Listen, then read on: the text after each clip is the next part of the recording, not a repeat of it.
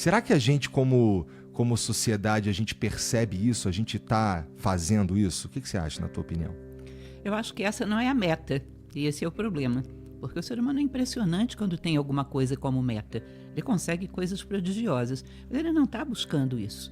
Aquilo que nós colocamos para os nossos filhos, inclusive eu tenho filhos, sei que você também tem, nós colocamos um sucesso material, uma estabilidade, uma sobrevivência, procriação, enfim, nós não colocamos para ele, torne-se um ser humano melhor, necessariamente, saia disso aqui maior do que você entrou, conquiste determinadas virtudes, conquiste um grau de sabedoria, supere suas limitações. A gente não coloca isso para os garotos.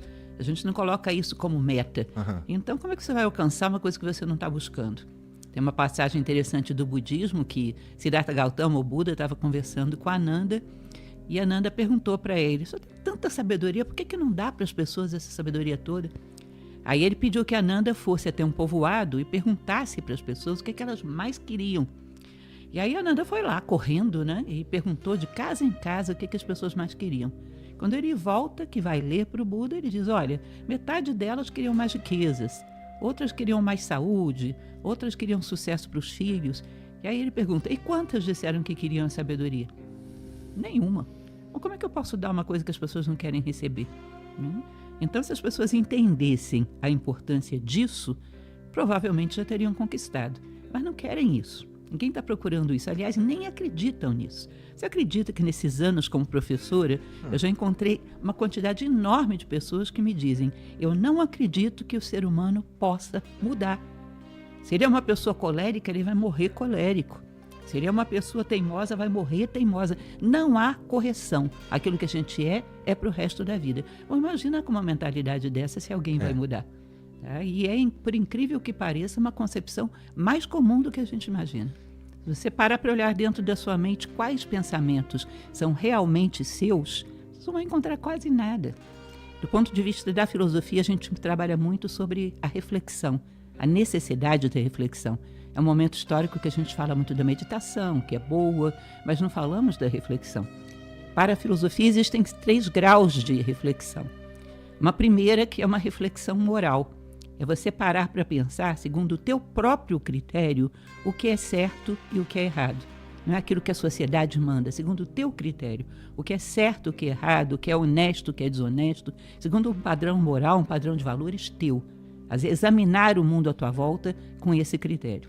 E como é que se constrói esse... A gente já vai para o segundo. Mas construir esse padrão de moral nosso já não precisa de uma certa reflexão primeira? Pois Sim. é. A reflexão prévia, a primeira que eu diria, é a construção de uma identidade, que eu coloco isso de uma maneira bastante simples. Tenta imaginar o ser humano que você quer ser nos últimos momentos da tua vida, nos últimos dias, meses. Esse ser humano é a obra-prima da tua vida, concorda comigo? Sim. Você imagina com todos os detalhes como você quer que seja esse ser humano. Que virtudes você quer que ele tenha, que valores, que nível de sabedoria, o que ele quer ter feito pelo mundo, pelo outro, por si próprio. Quando olhar para trás, que jornada, que trajetória quer ter deixado no mundo, imagina esse ser humano. Esse ser humano é a tua meta, é o teu ideal. A partir daí, as coisas que levam nessa direção são boas, que levam na direção contrária são más, que levam na direção são íntegras, são verdadeiras, as que levam na direção contrária são falsas. Porque sem referencial, como é que eu vou julgar se uma coisa é verdadeira ou falsa, boa ou má? Se eu perguntar para você qual é a estrada certa, a primeira coisa que você vai me perguntar é onde você quer chegar. Quem não quer chegar em lugar nenhum, o que é o certo, o que é o errado? O que é o verdadeiro e o que é o falso? Então, pessoas sem sentido de vida, sem ideal humano, elas ficam muito sem discernimento para fazer essa reflexão básica, que é a reflexão moral sobre o que é certo e o que é errado. Isso é fundamentado na ideia da identidade. Esse é o primeiro grau de reflexão. Aí viria um segundo grau de reflexão, que seria o filosófico, que já não é mais sobre o que é certo e o que é errado, é sobre o que é verdadeiro e o que é falso. Ou seja, em que momento da sua vida você foi verdadeiro, foi você mesmo? Em que momento você se apresentou sem máscara, mostrando a sua verdadeira face? No dia de hoje, em que momento eu fui eu mesmo? Quando eu estou com outro ser humano, em que momento ele está sem máscara e eu também, e temos um contato verdadeiro? Quem sou realmente eu? Onde eu estou expressando a minha verdadeira identidade e onde eu estou sendo meramente uma máscara programada pelo meio. Tá? Essa é uma reflexão importantíssima, né? Mas assim, será que a gente tem algum um gatilho universal para que a gente comece a prestar atenção nessas coisas, já que existe uma verdade ou uma justiça ou um amor universal? Será esse gatilho também? Se existisse, seria bem mais fácil, né? Putz. Bastaria ativar o gatilho da humanidade inteira, mas não há. O que é gatilho para você pode não ser para outra pessoa. Muitas pessoas têm filhos e continuam extremamente alienadas como sempre foram. Uma vez eu conheci algumas pessoas que estavam numa experiência de quase morte. Um grupo de pessoas doentes paliativos. Tá. E eu achei incrível o grau de consciência daquelas pessoas, como pensavam com lucidez. Aí eu pensei, bom, será que isso seria um gatilho? Pouco tempo depois eu conheci uma pessoa que passou por uma experiência de quase morte e ficou mais egoísta do que antes. Entendi. Muito pelo contrário. Aí que ela achou que ela tinha que se entregar mesmo a todos os prazeres egoístas, porque a vida era passageira. Ou seja, não é um elemento que possa ser forçado de fora. Só costuma dizer, até um pouco lugar comum, né, que o ovo da galinha, quando o pintinho vai nascer, ele tem que ser quebrado desde dentro e não desde fora. Não existe muito que a gente possa fazer desde fora. Existe um momento de esgotamento, que é muito variável de pessoa para pessoa. Às vezes pode acontecer muito jovem, às vezes mais maduro, ou às vezes nunca. Para aqueles que acreditam em reencarnação, né, talvez nessa encarnação não. Tá? Então, o que existe é uma obrigação das pessoas que têm esse gatilho, que despertaram, de ter um certo carinho, um certo cuidado com aqueles que não despertaram. Porque é muito fácil manipular quem está nessa ilusão, né? Nessa superficialidade. Portanto, quem está desperto tem uma responsabilidade para com a humanidade. E a gente, dá para dizer que a gente está se tornando cada vez mais egoísta, assim, e isso é necessariamente ruim? Sim, eu não vejo nenhuma aplicação, embora várias pessoas já tenham vindo com esse discurso que eu considero meio sofista, né, de que o egoísmo pode ser bom em certas circunstâncias. Eu não acredito nisso. Eu não vejo onde o egoísmo possa ser bom. Ah, mas a pessoa se salva de uma catástrofe. Isso é instinto de sobrevivência, não necessariamente egoísmo. Ela pode se salvar e imediatamente se preocupar em salvar mais alguém. Tá? Eu não vejo nenhuma vantagem no egoísmo. E eu acho, sim, que a gente tem que ser induzido pela cultura. Que se você considerar a ideia do Estado, tá? Um Estado ideal, seria aquele que cria todo um ninho, todo um embasamento para ajudar as pessoas a despertarem. E nós criamos um ninho, um embasamento para tornar as pessoas mais egoístas ainda. Provocamos ao extremo os desejos. Provocamos ao extremo a necessidade de um status em cima de coisas superficiais. Provocamos ao extremo a necessidade de estarmos subindo nas costas dos outros e não através do próprio esforço. Enfim, é uma sociedade que preza esse tipo de antivalores, poderíamos dizer assim, que diz que o homem tem que chegar no topo da popularidade, da fortuna, do reconhecimento a qualquer preço. Quando ele chega lá, ninguém pergunta qual foi o preço que ele pagou. E isso é uma parada que me persegue no sentido de, putz, como é que eu aprimoro esse ser humano que eu chamo de Igor? Como é que eu me aprimoro? Como é que eu vou... E sem parar o tempo inteiro, é dolorido. Na verdade, quando você se acostuma, torna-se dolorido não estar fazendo isso. Mas o problema é que não tem esse planejamento que você coloca. Eu vou planejar para me tornar melhor pai amanhã. Não é isso. Em qualquer coisa que você esteja fazendo, esteja inteiro. Que aí você vai estar dando o seu melhor.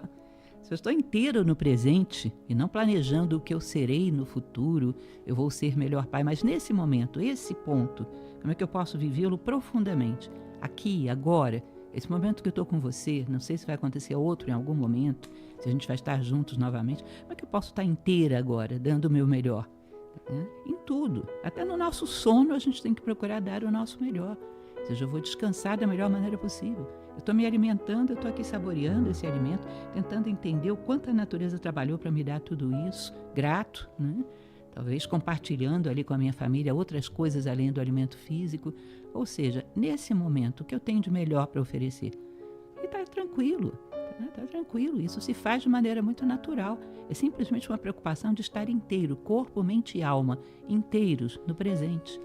A gente, dá para dizer então que essa alienação que você fala, ela tem a ver com, no fim, a falta da busca por esse vazio luminoso e, portanto, a busca por nós mesmos, porque se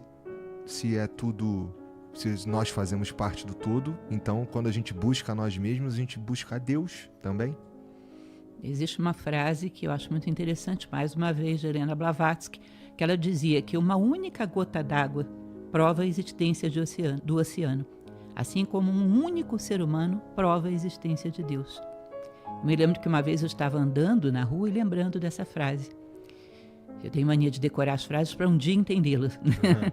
Aí tinha um desses jogadores de água que rega jardim, e a água estava caindo no cimento e se misturando com a terra e formando uma lamazinha. Eu olhei e falei, essa lama aí não lembra o oceano nem nada. Aí me veio uma ideia, não lembra, porque tem um monte de coisa aí misturado que não é água. Se você tirar tudo que não é água, o que sobra é parecido com o oceano, assim. Aí automaticamente eu pensei, o homem não lembra a Deus porque tem um monte de coisa misturada que não é homem. Se você tirar tudo que não é humano, parece sim. Exatamente a mesma ideia. Por isso essa ideia de você jogar tudo para o lado de fora como se fosse o ruído da casa do vizinho, e se sentir um pouco puro ali. Aí você vai perceber um mundo onde você é muito parecido. E se aquilo existe, é sinal de que existe em todas as coisas. Eu não sou um ser especial, né? Existe em todas as coisas. Se existe em todas as coisas, bom, tá aí Deus. E agora, aí, no fim, então, se a gente, ao buscar isso e à medida que a gente vai chegando perto do que a gente está chamando de Deus, a gente acaba se tornando muito parecido uns com os outros no fim das contas, não é? Porque se estamos tirando o que não é Deus para encontrar o que é Deus, não é nem tirando porque não dá, mas a gente começa a procurar mais o que é Deus, o que somos nós essencialmente, a gente, ao se aproximar de Deus, nós nos tornamos mais parecidos uns com os outros, pelo menos na forma de pensar, ou não? Em essência, sim. Agora é como se você considerasse a água de um chuveiro. Dependendo do formato do chuveiro, ela vai sair dispersa, fininha, ou vai sair concentrada num jato só. A nossa personalidade, com as suas peculiaridades, ela vai filtrar essa essência e jogá-la no mundo de maneira diferente. Então, eu não vou perceber o mundo como um artista percebe, como um cientista percebe. Eu vou perceber como uma professora de filosofia que eu sou. Eu vou perceber segundo o filtro da minha personalidade. Mas é a mesma essência filtrada segundo peculiaridades das personalidades. No final das contas, essas pessoas se entendem muito bem. Porque um com a sua ciência, o outro com a sua arte, o outro com a sua política, eles acabam percebendo que estão falando de uma mesma coisa. Que estão simplesmente projetando segundo um canal que é próprio da sua personalidade. Mas o que tem por trás desse canal é água, do mesmo jeito. É uma única e mesma água. Nunca vai se manifestar do mesmo jeito. Porque os canais são muito diferenciados. Isso é belo. É belo, é belíssimo. Porque a harmonia dessas diferenças é exatamente o que produz a beleza. Imagina um quadro numa combinação de cores diferentes, e isso produz a beleza. Um quadro com uma cor só, tem alguma beleza? Uma música, uma combinação de diferentes notas em diferentes escalas. Nem o samba de uma nota só tem uma nota só realmente, né? Ninguém aguentaria. Ou seja, a beleza é a harmonia das diferenças. Exatamente aí que ela nasce. E talvez seja isso, assim, porque teve uma época que eu ouvi também a Larissa falando lá no teu programa, ela falando que, eu achava que era ter dinheiro, mas não é ter dinheiro, tem tantas outras coisas. Depois que a gente alcança um patamar que primeiramente a gente achou que não era possível, pelo menos no meu caso, eu achava que não era possível, que eu vou descobrir que, na verdade, aquilo ali é só o que me disseram que era ser feliz, no fim das contas. Porque ser feliz é muito mais complicado do que parece, né? Eu espero que você saiba o valor disso que você tem, porque é uma coisa que tantas vezes já me entristeceu quando as pessoas dizem que não existe o amor, é uma coisa superficial, é uma paixão transitória. Uma coisa é a paixão transitória. Tem a sua função, mas existe a possibilidade de construção de um amor dessa maneira como você tem, que eu também tenho. Uma coisa incrível, porque o ser humano ele tem 3 centros de consciência, né? Que é o soma, que é o corpo físico, a psique tá? Que são os aspectos emocionais, uma mente mais concreta, e o nous, que é um aspecto espiritual. Então imagina o que é você estar unido a uma pessoa nesses 3 mundos. Do ponto de vista físico, existe uma afinidade, existe uma atração. Do ponto de vista psíquico, aquilo que a gente gosta se complementa, não é idêntico, Exato. mas se complementa, um ajuda o outro a aprender coisas novas. Mas quando um vibra diante da justiça, da beleza, da bondade, o outro também vibra. Quando um sonha em ser maior, melhor como ser humano, o outro também sonha. Estão unidos lá em cima. Isso é muito parecido com aquilo que se chama de almas gêmeas, né? É muito raro, porque esse elemento aqui em cima de ideais, de sonhos, de valores, ele é um elemento que não envelhece. Muito pelo contrário, com o passar do tempo ele vai se tornando mais forte. E dizem que até o corpo, até os instintos vêm participar do banquete da alma. Quando se unem esses 2 mundos. Aí as pessoas dizem, não, tem um pouco daquela história lá do Vinícius de Moraes, né, que seja infinito enquanto dure. Eu pegaria o Carlos Drummond de Andrade e diria que isso é uma rima, mas não é uma solução. Não é assim que funciona, não é assim. Quando você tem essa construção que une todas as necessidades do ser humano, era uma construção que cresce, que aproxima, porque está unido num patamar onde as coisas só vão se fortalecendo, não enfraquecem. Mas esse amor, vamos chamar de amor, é amor mesmo, né? E isso é uma decisão, não é, professora? Sim, é uma boa coisa essa que você falou. É uma decisão. E é uma construção permanente. É claro que tem certos elementos que não tem como que você construir se ele não existe. Ou seja, se você se unisse a uma pessoa que não tivesse interesse nenhum por questões mais elevadas sobre o sentido da vida, aí você teria problemas. Porque naquilo que você tem de mais elevado, a pessoa não ecoaria.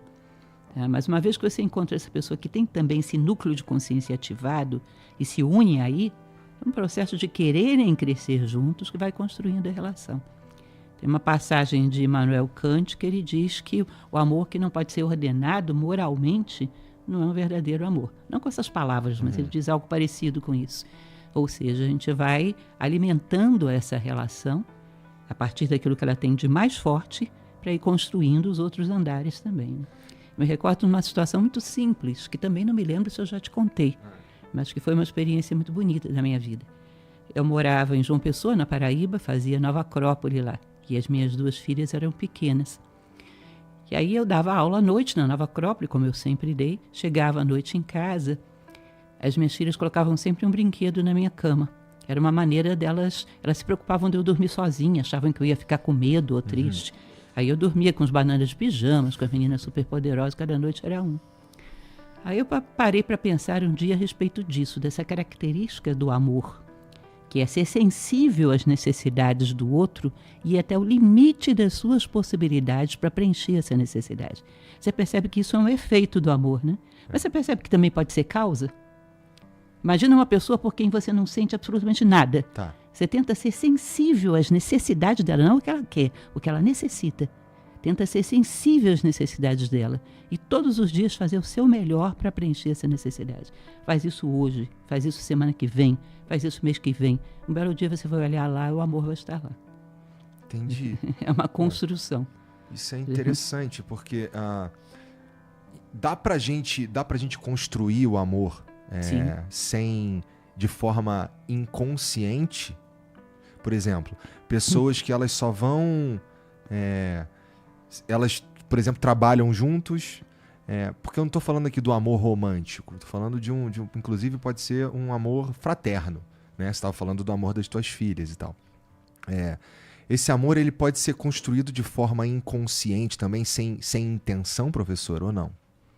Olha, o amor sempre tem uma dose de intencionalidade, porque as pessoas não são perfeitas.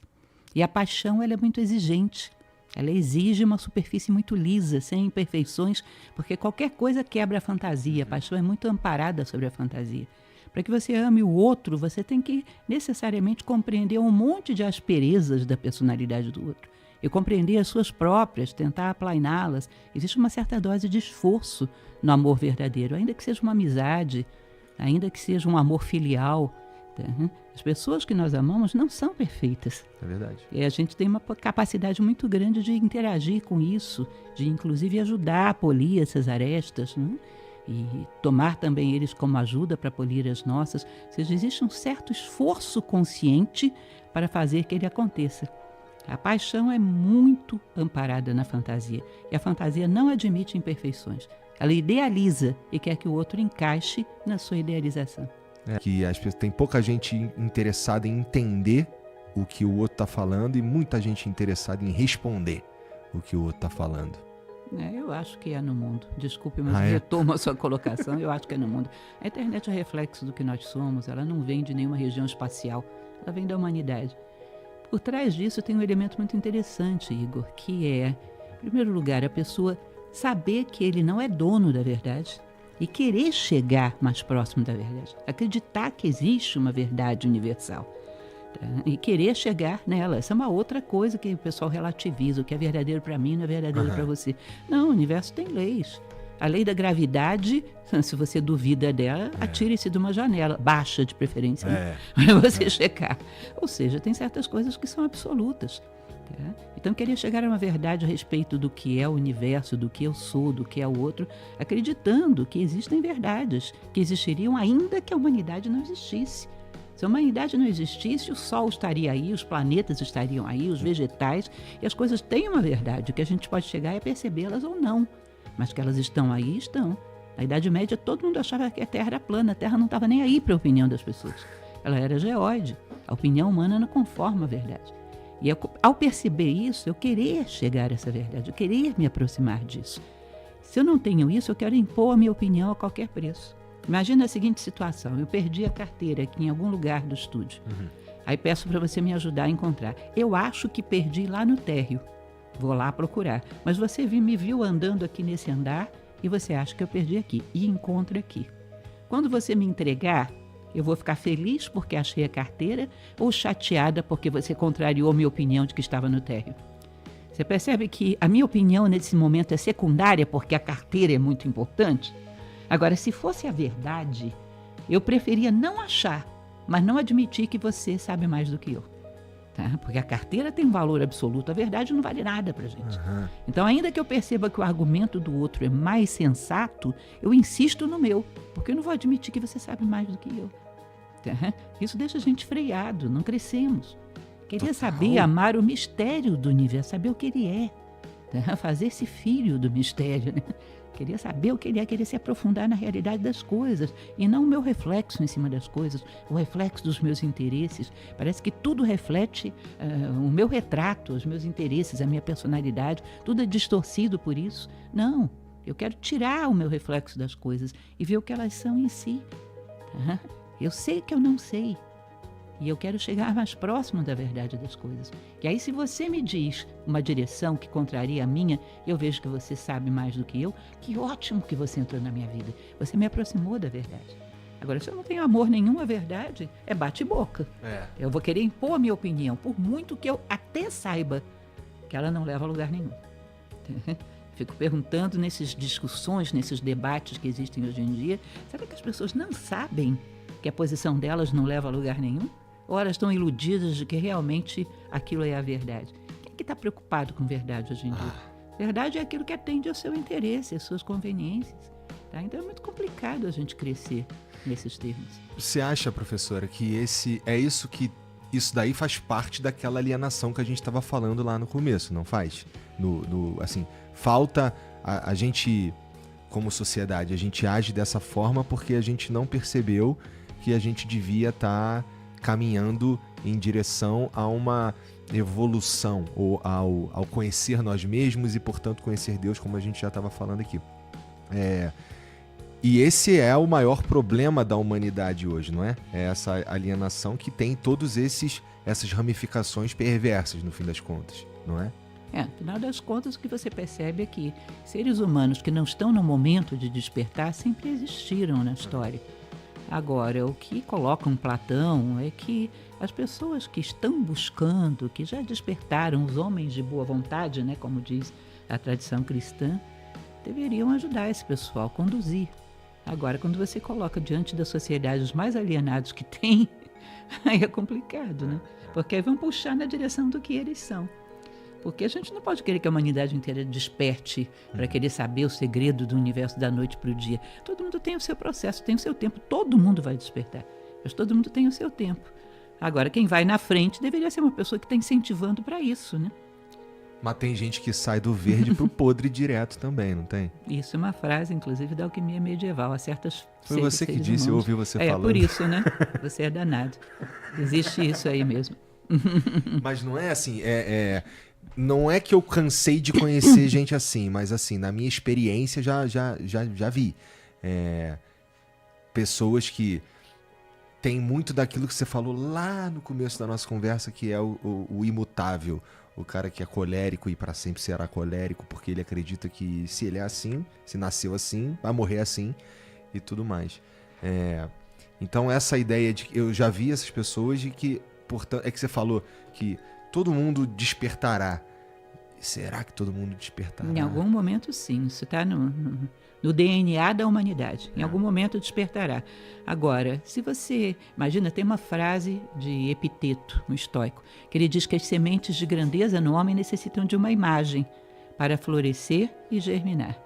Eu sou uma pessoa que estou acomodada com a minha cólera, com as minhas implicâncias, com o meu egoísmo.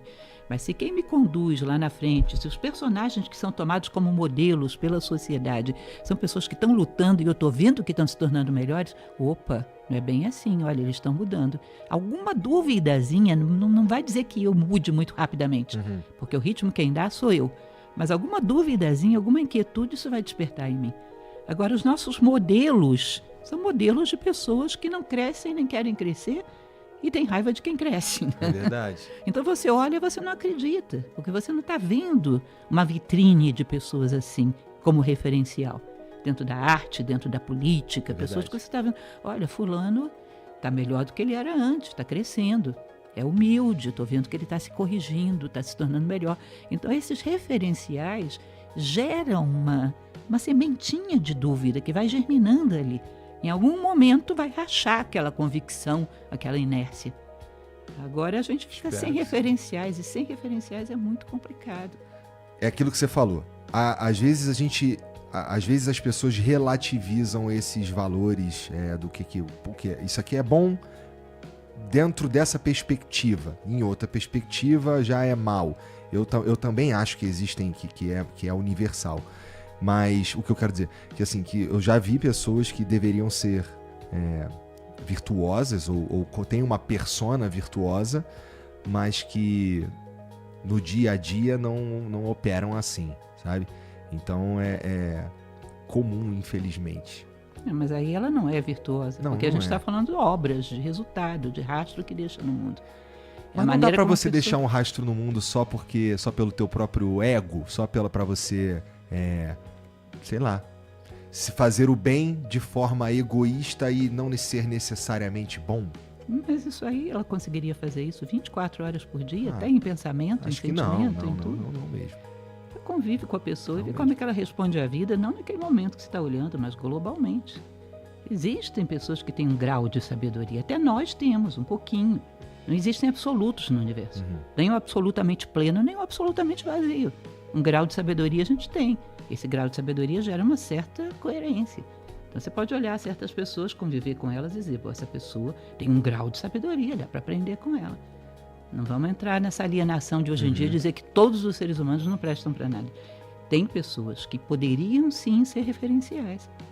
E cada vez mais a gente deveria dar palco para essas pessoas, porque a sociedade só dá palco para o contrário. Tá? Aquele que tem evidência a qualquer preço. Tá? Existem pessoas com um grau de sabedoria que a gente deveria procurar valorizar mais. Um grau de coerência em que ela é aquilo em todos os ambientes onde ela está. Você convive, você vê. Não é muita sabedoria, não é. Mas é um grau de sabedoria que preenche todos os espaços da vida dela. Ela é aquilo. Tem pessoas fazendo coisas boas pelo mundo, pessoas que realmente são boas, pessoas que estão fazendo coisas interessantes, pessoas que estão procurando corrigir a si próprio todos os momentos, ainda aqueles que ninguém está vendo. Que não são famosos, que não têm uma rede social. Isso. São pessoas que, famosas ou não famosas, elas estão procurando coerência. E tem um grau de coerência. Eu acho que a gente deveria dar evidência, inclusive, para quebrar essa ideia alienante de que a humanidade é um projeto falido. Nós temos pessoas boas. Deveríamos começar a dar mais palco para elas. Eu sou